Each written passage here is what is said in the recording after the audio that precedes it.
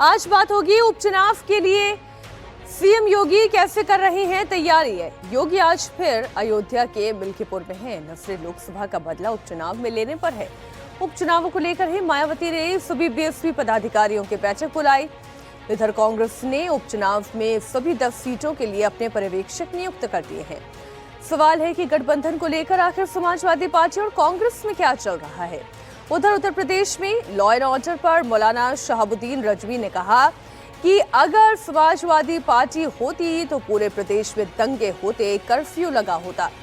हरियाणा के लिए आज बीजेपी का मैनिफेस्टो रिलीज हो रहा है। मुंबई में चंद्रशेखर आजाद ने मुस्लिम तुष्टीकरण का दाव चलते हुए कहा कि वो वक्फ बिल के खिलाफ ऐसा आंदोलन खड़ा करेंगे कि पूरी सरकार हिल जाएगी।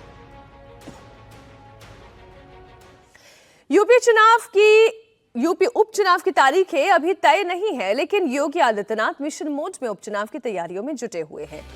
योगी आदित्यनाथ कल गाजियाबाद में थे और आज योगी अयोध्या के मिल्कीपुर जा रहे हैं।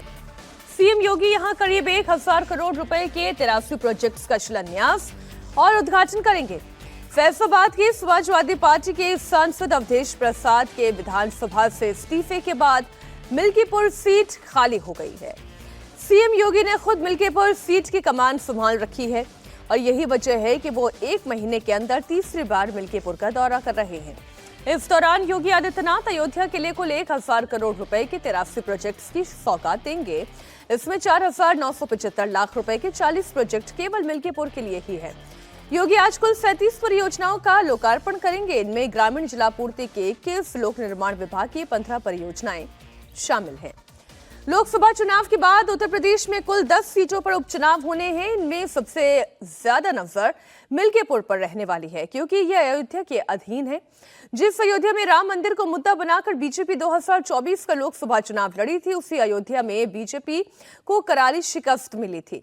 समाजवादी पार्टी के अवधेश प्रसाद ने बीजेपी के लल्लू सिंह को यहां चुनाव में हराया था। अब योगी आदित्यनाथ ने इस सीट पर उपचुनाव को प्रतिष्ठा का प्रश्न बना लिया है। वो अगस्त के बाद यहां तीसरी बार आ रहे हैं। सीएम योगी इससे पहले 2 बार मिल्कीपुर का दौरा कर चुके हैं। पहली बार वो अपने अशरफी भवन के अयोध्या विद्यापीठ में राम दरबार के प्राण प्रतिष्ठा और पूर्वाचार्यों की प्रतिमा के लोकार्पण समारोह में आए थे। दूसरी बार योगी आदित्यनाथ ने आचार्य नरेंद्र देव औद्योगिक कृषि विश्वविद्यालय में रोजगार मेले का उद्घाटन किया था। इस वक्त हमारे सहयोगी रुचि कुमार अयोध्या से लाइव जुड़ गई हैं। देखिए, ये भले ही पूरी तरीके से इज्जत की बात आ गई है यहाँ पर, नाक का सवाल जिसे बड़े बड़े टर्मिनोलॉजी आप देना चाहे रुचि दिया जा सकता है, लेकिन मिल्कीपुर कोई बहुत आसान सीट नहीं रहने वाली है। लोकसभा चुनाव में अगर आप अयोध्या हार जाते हैं तो ये तो उपचुनाव है।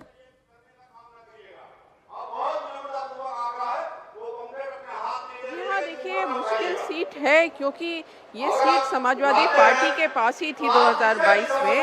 तो एक तो वो मुश्किल है कि ये सीट सपा की थी। दूसरी मुश्किल ये है कि अवधेश प्रसाद यहाँ से अभी सांसद चुने गए हैं फैजाबाद से, लेकिन बीजेपी कोई कोर कसर नहीं छोड़ना चाहती। मिल्कीपुर खास तौर से बीजेपी ने पूरी 10 सीटों पर जहां उपचुनाव होने मीनाक्षी, वहां पूरी ताकत लगा दी है। आप देखिए, पिछले 2 महीने से हर सीट पे मुख्यमंत्री योगी आदित्यनाथ जा रहे हैं, वहाँ रोजगार मेला लगाया जा रहा है। लेकिन सबसे ज़्यादा ध्यान यहाँ मिल्कीपुर सीट पर है, क्योंकि ये अयोध्या से जुड़ी है। अब जो हार का सामना करना पड़ा लोकसभा चुनाव में, उस हार का जो एक तरह से आप कह सकती हैं बदला, या जो कार्यकर्ताओं में थोड़ा सा उत्साह की कमी आई, तो अगर ये मिल्कीपुर बीजेपी जीत जाती है तो वो बीजेपी को लग रहा है कि आगे आने वाले चुनाव में बीजेपी को फायदा होगा। तो पूरी ताकत यहाँ लगा रखी है। यहाँ भी रोजगार मेला लगाया गया था अभी 18 अगस्त को, जिसमें करीब 100 कंपनीज आई थी और सरकार का कहना था कि करीब 50,000 लोगों को जो मिल्कीपुर के हैं उनको रोजगार दिया गया। तो यानी कोशिश पूरी है। आज भी यहाँ पर जो मुख्यमंत्री योगी आदित्यनाथ का कार्यक्रम है, इसमें करीब आधी जो योजनाएं हैं जिनका लोकार्पण और शिलान्यास होगा वो मिल्कीपुर से जुड़ी है। काफ़ी ज़्यादा भीड़ यहाँ पर आई है मुख्यमंत्री योगी आदित्यनाथ के इस कार्यक्रम में, और यहाँ बहुत सारे लाभार्थियों को मुख्यमंत्री खुद से उनको जो लाभार्थी का सर्टिफिकेट है वो देंगे।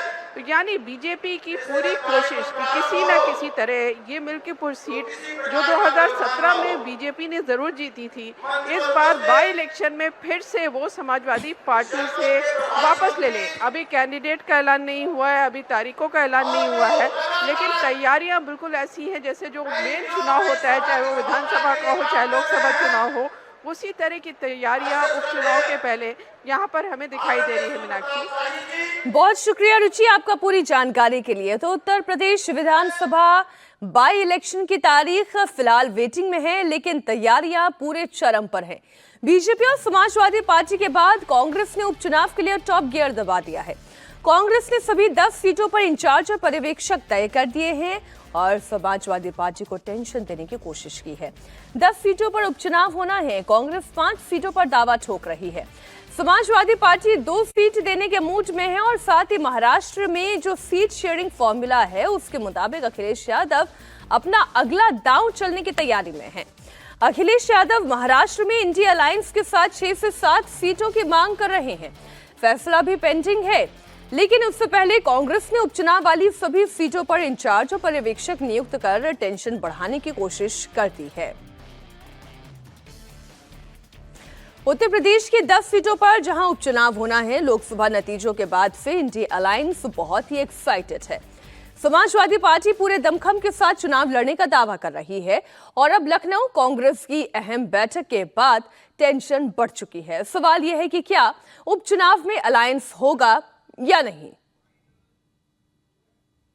जो 10 उपचुनाव होने वाले हैं इसकी मीटिंग हुई है और इसमें जो ऑब्जर्वर बनाए गए थे हर जगह की उनकी रिपोर्ट और उनकी सारी बातें हुई हैं और आगे मजबूती के साथ कैसे इंडिया गठबंधन मजबूती से मिलकर लड़ेगा उस पर हम लोगों ने चर्चा की। क्या सीट बंटवारे को लेकर के भी चीजें क्लियर हुई? नहीं, अभी सारी चीज़ें भी हम लोग पूरी सम्मेलन और एक संविधान सम्मेलन के तहत एक कार्यक्रम वहाँ हो रहा है जिस पर इंडिया गठबंधन के लिए मजबूती के साथ हम लोग काम कर रहे हैं। कहा जा रहा है सर 5 सीटों की बात।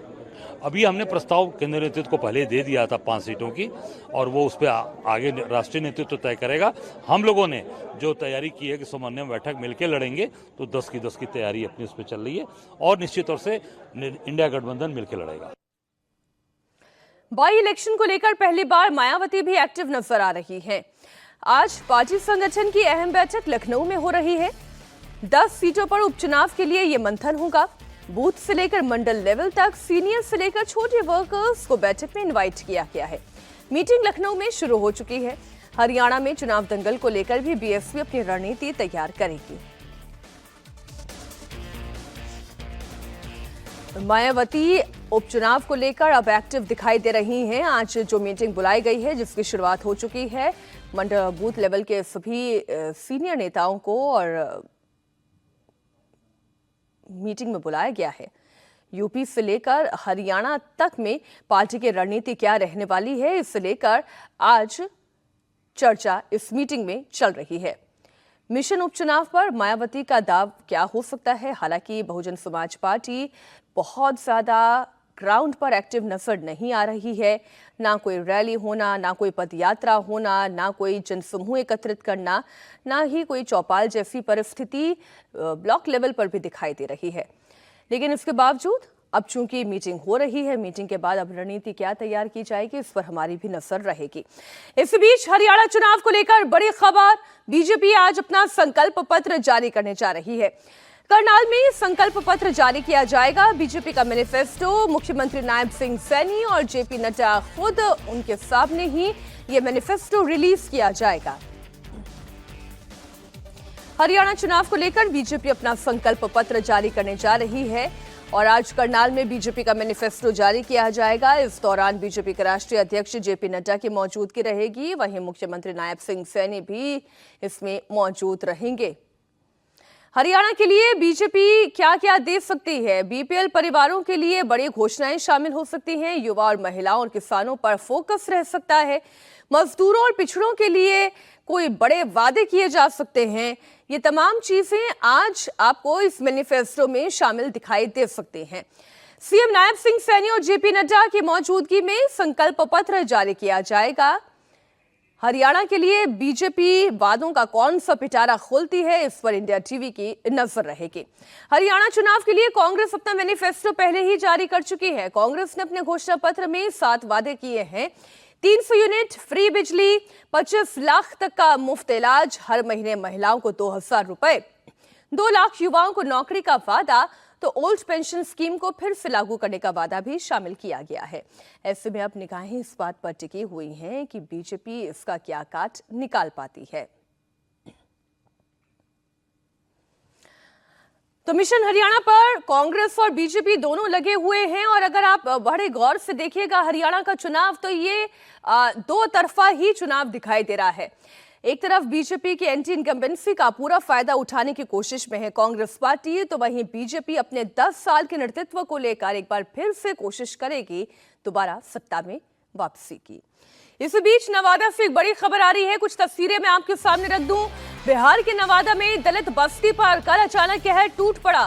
ददौर गांव की कृष्णा नगर में दबंगों ने 70 से 80 दलित परिवारों के घरों में आग लगा दी।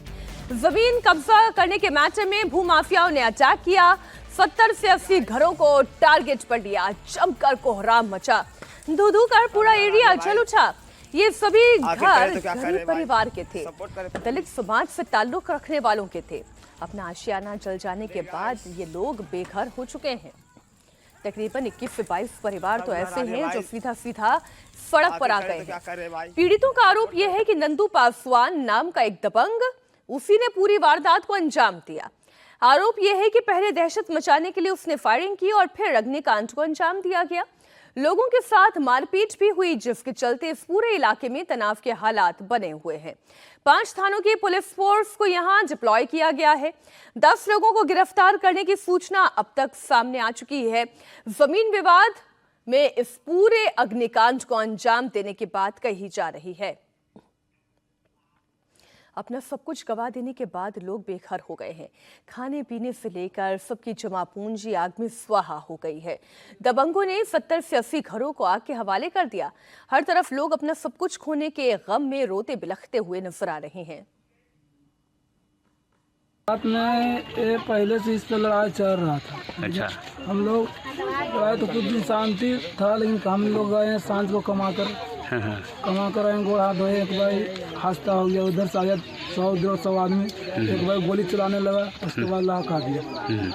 हम लोग बाल बच्चा लेके भागे, क्या करें, सारा चीज जल गया। उसमें पैसा था, कौड़ी था, सारा चीज जल गया। कौन लोग था जो इसी आग लगाई? हिंदू पासवान था। अच्छा, मुनि पासवान है। क्यों यहाँ पे मतलब वो लोग क्या क्या मैटर है? जमीन का मैटर सुन रहा है। क्या विवाद झगड़ा चल रहा है? हाँ, ये जमीन को 20-25 बरस से कब्जा है। अच्छा, वो सोचता है कि हमको जमीन है। अच्छा, यही कारण हम लोग कितना। क्या हुआ था? कौन आग लगा दिया है? नंदू पासवान। काहे क्या कारण था आग लगाने का? आग लगा दिया जमीन के चलते। हम सब बूढ़ा बूढ़ी सब सास ससुर ही जमीन पर गुजर गया। हम भी जाने वाला है तो भी ऐसी तंग कर रहा है। कई घर को कई परिवार रहे हैं आप लोग यहाँ इस इलाके में तो बहुत सना है। कई घर को आग के लगा दिया गया है। फूल है जरा, फूल है तो फूल चलिए गया, कहाँ कोई बचा खाली चलिए वाला बचा। आदमी को मार दिया, जान के वो बच रहा है। कौन ये सब घटना को अंजाम कौन दिया? कौन आग लगाया? कौन था? कौन है ये नंदू पासवान? कौन है? कहाँ आप लोग का भी घर था यहाँ? कई घर जले हैं, कई घर जले।